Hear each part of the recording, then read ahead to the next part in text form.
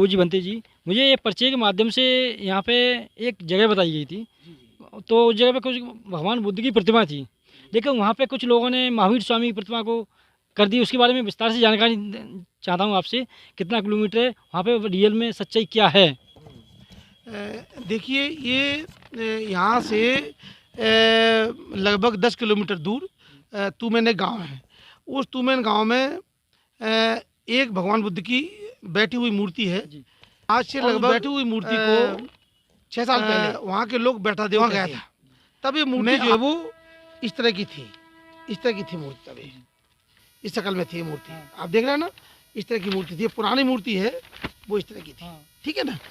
उसके बाद मैं अभी 2022 में गया तो मैंने देखा उस मूर्ति को ऐसा बना दिया है, ऐसा बना दिया है, इसको चेंज कर दिया है, बहुत सारा इसमें चेंज किया गया है। तो ये महावीर स्वामी की मूर्ति इसको बनाया गया है। तो जब मैं पहली बार गया 5 साल पहले, तब मैं भिक्षु नहीं था, तो मेरे मन में विचार आया था कि मूर्ति भगवान बुद्ध की मूर्ति है और अच्छा है, यहाँ पर जो है मतलब हम लोग को आना चाहिए। उसके बाद हम 4-5 साल तक नहीं जा पाए वहाँ। बीच में एक बार गए थे तो भी भगवान बुद्ध की मूर्ति ठीक ठाक थी, लेकिन अभी विगत 1-1.5 साल पहले से देखा कि उसमें काफ़ी चेंज आ गया है।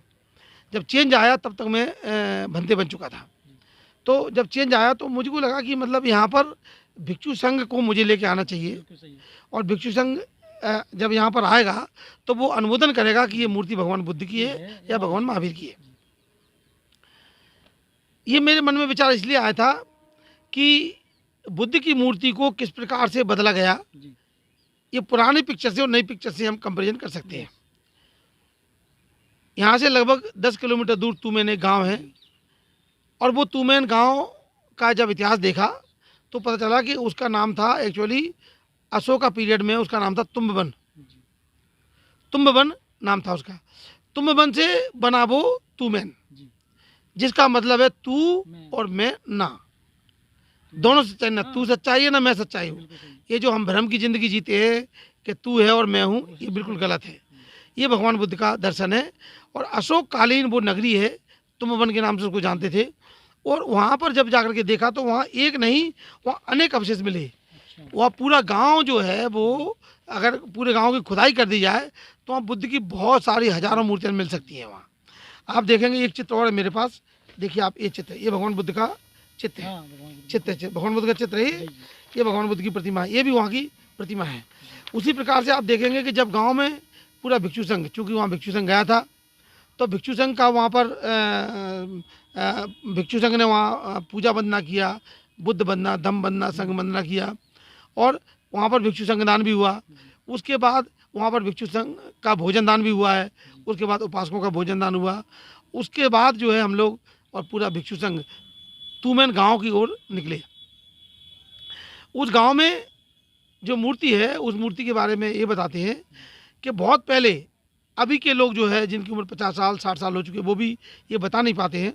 उनने भी ये सुना है कि मूर्ति पहले ऐसी लेटी हुई मूर्ति थी, फिर इसको उठाया गया और उठा के इसको बैठा दिया गया है। तब से इसको बैठा दो बोलने लगे। ये बैठा देव की कहानी तो और भी आगे है। वो ये है कि जब जो है कोई भी शादी उस इलाके में होती थी तो दूल्हा दुल्हन को एक रात के लिए वहाँ रुकना पड़ता था, बैठा देव के पास जाना पड़ता था, और वहाँ जाकर के वो आशीर्वाद ग्रहण करते थे उनसे, उससे उनको मंगल मैत्री मिलती थी, ऐसा माना जाता है। लेकिन आजकल तो ऐसा होता नहीं है। जब हम गांव में घूमे तो वहाँ देखा कि वहाँ पर कई हमको धम्मिक स्तूप मिले, जिन धम्मिक स्तूपों को गांव के लोगों ने शिवलिंग करके उनकी पूजा करना शुरू कर दिया। जब शिवलिंग करके पूजा करना शुरू कर दिया तो आज शिवलिंग की तरह उनको पूजा जाता है। लेकिन देखेंगे आप, ये देखिए आप, ये चित्र में देखिए आप इसको, ये धम्मिक स्तूप है, या बुद्ध की फोटो भी है, ये बुद्ध की मूर्ति भी है ना। इसी प्रकार से वहाँ एक नहीं अनेकों, एक नहीं है, ऐसे शिवलिंग है बहुत सारे। देखो आप इसको देखो, इसमें छोटे छोटे वो बने हुए हैं, धम्मिक स्तूप बने हुए, जैसे शिवलिंग बना दिया है ना।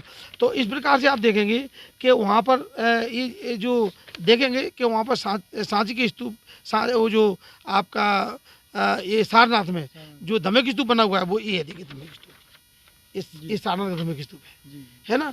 और ये धम्मिक स्तूप जो यहाँ पर है वो ये धम्मिक स्तूप है। तो दोनों में देखिए कितनी समानता है, दोनों को आप देखिए, दोनों में भारी समानता आपको मिलेगी। देखो दोनों में समानता है, देखो बिल्कुल है ना। सही है। तो ये धम्मिक स्तूप है। इस प्रकार के धम्मिक स्तूप वहाँ बहुत सारे हैं।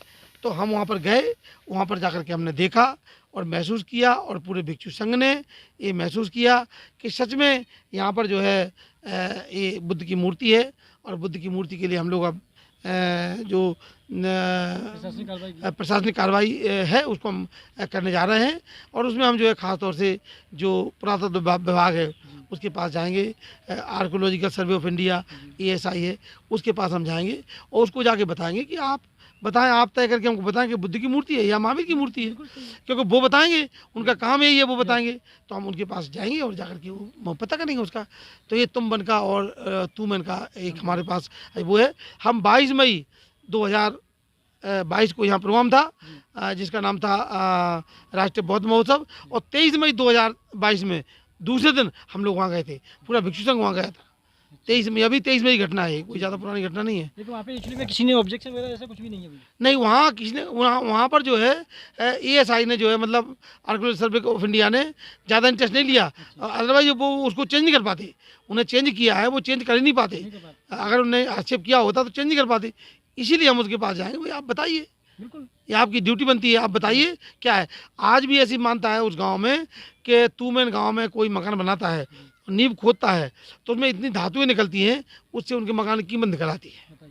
ऐसा माना जाता है आज भी। तो तूमेन बहुत ज़्यादा धन दान से संपन्न वो है।